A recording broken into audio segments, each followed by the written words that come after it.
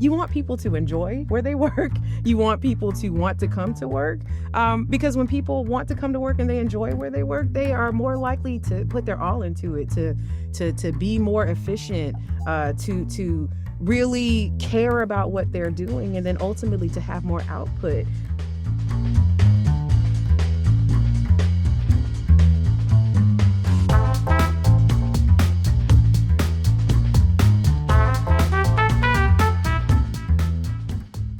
Welcome back to In Good Company with the Greater Raleigh Chamber. Today, we are exploring a topic that sits at the heart of our region's long-term success: economic mobility and inclusive growth. Raleigh and Wake County continue to earn national attention for innovation, for talent, and for business opportunity, but ensuring that every resident and every business can participate in that success is critical to our future. One of the Chamber's most important efforts in this space is the Tapestry program. This is a transformative experience that challenges leaders, deepens understanding, and strengthens our economic fabric. Joining me today is someone who guides that work every single day, the fabulous Dr.Torri Staton, Vice President of Economic Mobility and Inclusivity at the Greater Raleigh Chamber and Director of Equitable Economic Development at Wake County Economic Development. Torri is one of the driving forces behind Tapestry, and she's here to share what the program is, why it matters, and how it is shaping the region's path forward. Torri, welcome to In Good Company. How are you this morning? I'm doing well. It's so good to be here with you. Oh my gosh. Girl, I am so thrilled to be here with you. But as you know, that title is a lot. So I know you must do a lot. You have a lot of responsibility. You got a lot going on. So I know that your role is kind of this unique dual role. Yeah. Got part one, part two. Yeah. Can you kind of start by sharing with us what your work focuses on and how do these responsibilities connect? Absolutely. So I would say it's kind of three pillars of work. So the first is business support and helping them be successful. The second pillar is workforce strategies and culture. And then the third and kind of the overarching, I would say, pillar is economic mobility. How do you educate people on it? How do you give people strategies to improve the economic mobility of the area? And also, how do you create a business community and a greater Raleigh community that is interested in doing it, that sees the value in it, and that sees the profitability and the community engagement piece of it? And so all of that is kind of a very quick 2-minute rundown of all the things that I do, but all of them, they have their own kind of structure, their own needs, and also their own priorities within themselves. Very interesting. And I feel like business support and economic mobility, it's amazing. We need it. And we're going to get into that economic mobility and inclusivity in a minute. But I would love for you to expand a little bit on workforce strategy and culture. Yeah. So a lot of folks don't understand how economic mobility and workforce strategy and culture is connected, but it's actually very simple. You want people to enjoy where they work. You want people to want to come to work. Because when people want to come to work and they enjoy where they work, they are more likely to put their all into it, to be more efficient, to really care about what they're doing, and then ultimately to have more output. And oftentimes when you remove the humanity of, employees and employers and how folks, are ultimately there for profit, people can think that's personless, but economic mobility and workforce culture are interrelated because it's not just about profit. It's not just about things, but ultimately, part of profit is wanting people there. But it comes from the culture, and it comes from the people, culture. and it comes from creating that. Exactly. And so sense of belonging, they seem like, overly, caring matters that have nothing to do with profit or, persistence or things along those lines, but they're actually directly related. When somebody wants to be there, that's just psychology, right? That's just human connection. When someone wants to be there, when they're dedicated to it, when they give more. Connected to the mission, they give more. Yes. And oftentimes, again, you have to take the humanity out of it, but still the humanity is still there because we're humans, we're doing the work. Yes. Well, one of my hats is a chief people officer, so it warms my little HR heart to hear all that. Yes. Oh my God. We love HR around here. Yes. So let's talk about economic mobility and inclusivity. And I want to hear from you. What does that mean in the context of a fast-growing region like Raleigh and Wake County? Absolutely. So, the economic growth of Raleigh-Wake County is absolutely amazing, but we want to make sure that all have access to that economic growth and that all have access to, that fast-paced, learning and growing and that ability. I am a Raleigh native. We were just talking about this. And, I did my schooling in the Triangle. I had my first job in the Triangle, and, a lot of folks ask me, why didn't you go to another state? And why didn't you? I didn't have to leave because everything I needed was here. And that is what upward mobility and economic mobility is. The ability for all in the area to take advantage of the amazing things that economic growth offers. And while, Wake County is growing by 77 people a day, there are people who were born, raised here that still have to make sure that they can go to the school that they need to go to get what they need, that they can go to a job and make sure all the resources are there and available to them so they can thrive in that job and move up in their next level in their employment. There's folks that need to make sure that they can afford a house, and that they can afford childcare, and that they can, physically move spaces, that they have the transportation that they need in the midst of this amazing traffic that we have here that's growing and growing, right? So economic mobility is really about making this a better place to live, work, and be. Well, I've been here for 15 years now. I came from a different state. Okay. Yes. And I will say I can see the growth. I can see the changes. And even just talking about the things that I would or wouldn't do 5 years ago, or things that are now available for my kids that weren't available when I moved here pre-kids. Absolutely. It's incredible. So I love that this is a topic of conversation. And I am just bamboozled that there are 77 new people coming here a day. 77. But the first thought was like, well, that makes sense on some of those apartment buildings going up. But, and all those people look different. Yeah. Right? Our population of people over the age of 65 is growing rapidly. The number of women coming here is growing rapidly. The number of people of color moving here is growing rapidly. The number of veterans moving here growing rapidly. People with disabilities the growing diversity rapidly. Is incredible. It's incredible. And we have to make sure all of them can participate in this amazing economic to keep growth. it Absolutely. Diverse and inclusive and incredible. Absolutely. Oh, I love that. Okay, let's talk about Tapestry because this is going to be a hot topic. For people who are listening and they're like, I have never heard about this before. Tell me, what is the Tapestry program and how does it fit into the Chamber's mission to support business success and regional prosperity? Absolutely. So the Tapestry program is really our way of tackling all of those things. It's a concentrated effort where you can come and you can kind of get everything you need wherever you are, whatever your goals are. And so if your goal is really to understand economic mobility, how it works and how businesses can support and participate, then we have conferences, we have events, we have things that you can come and you can learn a little bit more, or we have data output.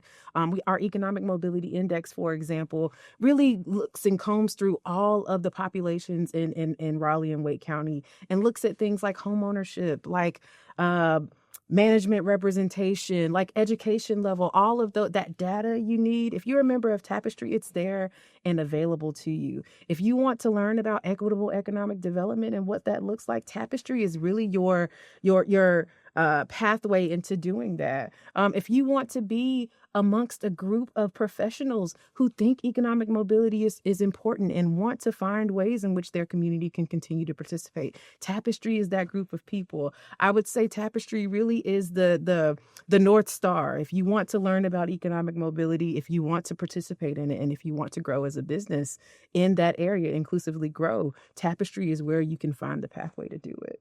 All right, Torri, we talk a lot about events, but I want to hear more about what does that look like, what's coming up, and which ones are your favorites? Yeah, so we do several events within Tapestry.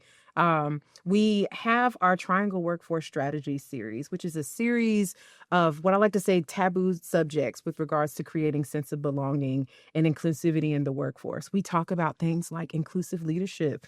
We talk about corporate partnerships with historically Black colleges and universities, which we have 10 in North Carolina. So that's so important, right? For our talent and workforce piece.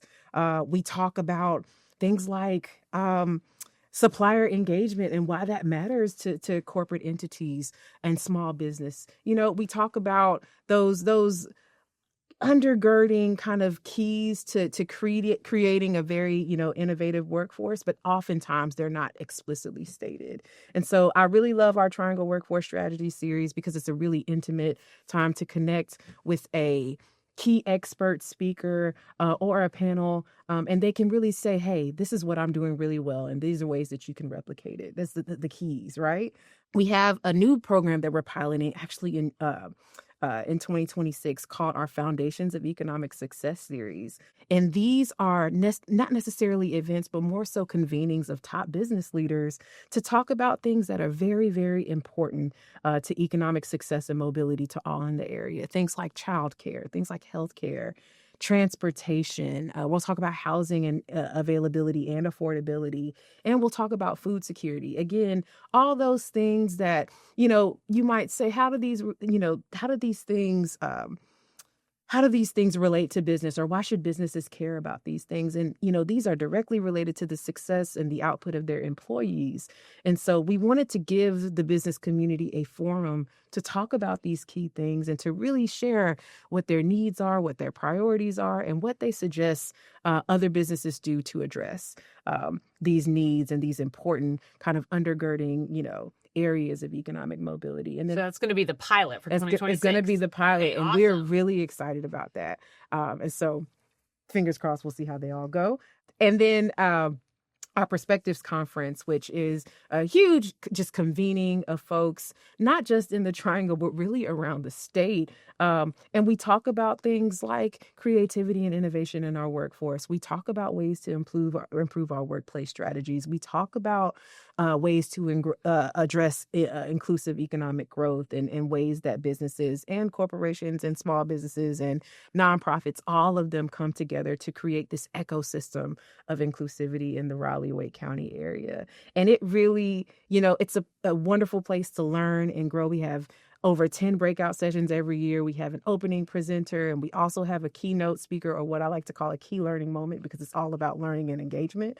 But we have multiple opportunities to network. It's a full day, literally 8 a.m. to 4 p.m. of just engagement, of learning. But it's also about that space of love, of encouragement, of acceptance, of really feeling as though I am a part of this community, and what I have, it creates value. That sounds incredible. Do we know when we're going to have this in 2026? What's the 2026 date? It is July 9th, 2026. We'll be at the Raleigh Convention Center, and it's going to be an amazing day. It's, this upcoming conference will be my 5th conference. Wow. And every single year, I'm like, this can't get any better, and it gets better. So what's been your favorite moment then, since you've been there and you've been going back for 5 years? Yeah. What's been your favorite moment out of all 5 years? Oh my God. Can only pick one. That's unfair. Only one. That's unfair. I mean, we know it has to be good because you keep coming back. It's really good. And it's different when you plan them as well. It's like, I think when you're putting stuff together, you're like, how is this going to work? And I think being there and seeing it just work out and seeing so many people positively impacted by it, I think is a wonderful thing. So you know what? I'm going to cheat and say it's not about a specific moment, but it's about seeing the process come together, seeing, what you have worked for, what you have planned for, the ideas that, our task force has given, and ways that you've just kind of made it work out. I think being in that day, seeing it happen is wonderful. So really, it's about the vibes. It's about the vibes. It's about the vibes. I'm here for it. And the I networking and the community and the connection Yep. and all of that brings people together, driving all that economic growth. Amazing. I love that, Torri. Tapestry brings together tons of different leaders from different industries, different backgrounds. Again, diversity on point here. But how does that mix contribute to the program's success? Well, that really is the success. That's the strength. You have different perspectives, you have different outlooks, you have different backgrounds, you have different experiences. All of that comes together to create something that really serves a larger blanket of people. It really drives the values, it drives our priorities. It really is something that we see as a benefit because it allows us to connect to more clientele. It allows us to appeal to more people, and it allows us to serve a greater amount of people as they are, navigating their not only their employment and navigating their work, but also their lives, right? It impacts every area of our life. I want to know from you, this is a personal question, right? What do you wish more people understood about how the chamber approaches equitable economic development? That's a really, really great question. And as I noodle upon it, I think I wish more people understood that basic, case for investing in it. Diversity brings more retention. It brings less attrition. It brings more creativity and innovation. It creates more, comfortable workplaces. I wish people understood that bottom line. But, I also wish people understand that literally all benefit from economic mobility work, from equitable economic development work. It's literally about ensuring that everyone has a space at the proverbial table, right? And it's not pie. Our CEO Adrian Cole says this often. It's not pie. It's not if somebody gets a piece, then you don't There's get a less piece, for right? me. Exactly. Yes. It's literally a landscape of creating equity and creating opportunities for all. And so if I had to answer that question, because there's several things I wish people understood, but if I had to answer that with one thing, I would say that it's not about giving and removing opportunity. It's literally about opportunity for all. And when everybody has the opportunity, we all win. And it's not pie. It's not pie. Shout out to Adrian Cole. It's not pie. Oh my gosh. Okay. What does success look like to you, not just for the program, for Tapestry, but for our region's journey towards greater economic mobility and inclusivity? I think success looks like a lot of things. And I don't know if it's one picture, but I think success really looks like everybody thriving. Our economic mobility index, for example, tells us that women in Wake County, which is the majority of Wake County's population, they make on average $15,000 less than men, right? I think success looks like that number decreasing, that gap decreasing, right? We see from the Economic Mobility Index that folks with disabilities are much more likely to be unemployed. Success looks like that gap decreasing, right? And so I don't know if it's necessarily a one thing. I think it's everybody thriving, everybody having the ability to engage, everybody feeling like they have what they need to do what they want to do. That's really what it looks like. And I don't really know how to paint a picture of that. I don't really know how to say that in a short kind of set of words, but I love that, bring us back. Torri. Oh my goodness. Thank you so much for joining me here on the podcast today to discuss Tapestry and the program and your work. And listen, if you want to find out more about Tapestry and the work that Dr. Torri is doing or the events, please visit raleighchamber.org/tapestry.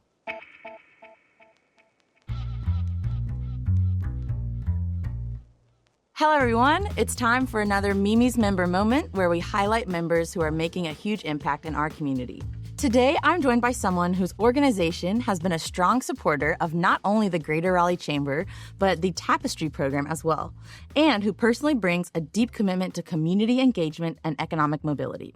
Tarkisha Poole of Coastal Credit Union is here with us today to share how Coastal partners with the Chamber, why Tapestry matters to Coastal, and how these efforts are creating real impact across Raleigh and Wake County. Tarkisha, thank you so much for being here today. Yes, thank you for having me. So to start, could you share just a bit about your role at Coastal Credit Union and what community impact looks like from your perspective? Yes, absolutely. So I'm very, very blessed to have an opportunity to engage in our community in multiple ways. Because Coastal is so committed to making sure that we are not just a give monetary contributions to our community, but also have an impact where we are actually activating and engaging with our partners. I have the unique ability to lead our work as it relates to connecting with our nonprofits, making sure that we have strategic synergy with what their mission is and how we can support from a convener standpoint. In addition to to that, we have an opportunity to engage with our nonprofits to help with resources. Like, how do we connect individuals and organizations to make sure that volunteers are taking time to give back, our employees are giving back from a volunteer standpoint. And it truly is one of those models where it is people helping people, which is the credit union mission. And it allows us to really put more action to that, not just language. So I have an opportunity every day to lead that work. It looks very different on very different days. But the Chamber is one of our nonprofit partners as well. And that work allows us to kind of expand that mission. I love the mission, people helping people. Yes. It's not just a corporation. It's not just a company. It's you are there to support the people who come through the door. And that's so awesome. Exactly. Yeah. Exactly. Okay, so Coastal is a long-established member of the Greater Raleigh Chamber. So how has your membership benefited the company and the employees through the events and resources the Chamber provides? So I always say the chambers are the heart of the community. And so it does give us like great joy to be able to connect the work that we do with our chambers. From a, company standpoint, it allows us to share with our members, our business partners, all of our community partnerships, the resources that are available through the chamber. And then for the chamber, for us, it's a great marriage between the two because now we have a chance to allow them to engage with our members, our partners. It's truly one of those, when I talk about people helping people, and you'll hear me say that a lot, it is one of those relationships where we truly are able to convene resources together, fill in the gaps for the communities that we serve. And we serve so many communities that we are connected to every single chamber in each one that we're part of. That's wonderful. I want to go back to what you said about engaging. How do you think people listening could engage with you and your company? And also, how do you engage with the chamber? Like, do you go to events or have you gotten to speak on panels or anything like that? Yeah, so all of the above. We've had a chance to engage in events, speak on panels, but I think it's more importantly, like, you really need to sit down with your chamber and talk through what it is that you're looking to get out of the chamber. What does that partnership or relationship look like for you specifically? Because everybody has their own need. And I think oftentimes you may see the chamber and you just kind of, I'm just going to go here and I'm not going to talk to anybody, or I may not engage. I'll just network here and there. But really sitting down to figure out, based on, what your mission is, your strategic plan is, like, what are the things that we can gain from one another? How can we help one another? Let's fill in those gaps together. And I think those have been the most impactful opportunities for us as an organization, because, again, it's not just about the dollars necessarily, but it is how are we impacting and engaging with those dollars? And those conversations help us to uncover what that looks like. I totally agree. I feel like it's not just a membership. It totally is a partnership where you have to engage, show up, sit down and talk, like you said, and you could leverage that in so many different ways. Yeah, so just like any other relationship. Absolutely. I mean, in order for us to really get to know each other and to kind of take our relationship to the next level, we got to know, what are the things that kind of are going to make us thrive and grow. And that's how I feel like our partnership with the chamber is. Absolutely. So along with the chamber, Coastal is a strong supporter of Tapestry. What has Coastal gained or learned from engaging with the chamber through Tapestry and its programs? For us, Tapestry has been very important as it relates to employee engagement. I talk a lot about how we engage our employees with our community partners. The Tapestry program, all of the workshops, all of the professional development, extra opportunities for us to come in and provide learning opportunities for our employees has been invaluable. And not only that, us being able to partner with Tapestry to be able to bring them on site to host events with us as well as an organization. So I think those are the things that really help to strengthen our partnership. We don't know it all, but we know people. Oh, I love that. Yeah. So I think Tapestry becomes an extended arm of our community impact work, because now for the things that we may not have an expertise in, Tapestry kind of fills that gap for us. And it's so true. If we don't know something, we know some people. We know some people. And if we don't know some people, we at least know Torri Staton, right? She knows them all. Exactly. So how do you see collaboration between businesses, community partners, and the chamber helping advance economic mobility in our region? It won't advance without it. Like there's no way around it. We can come up with a thousand different formulas, but we have to do it together. Yeah. We have to make sure that we are connecting our resources. Again, we're conveners, and so for the only way we can actually see that progress is if we take the resources that we have and actually convene with others who have resources. And so I love that, with the chamber, with Torri and team, we have an opportunity to connect and engage in a way where that is the main purpose.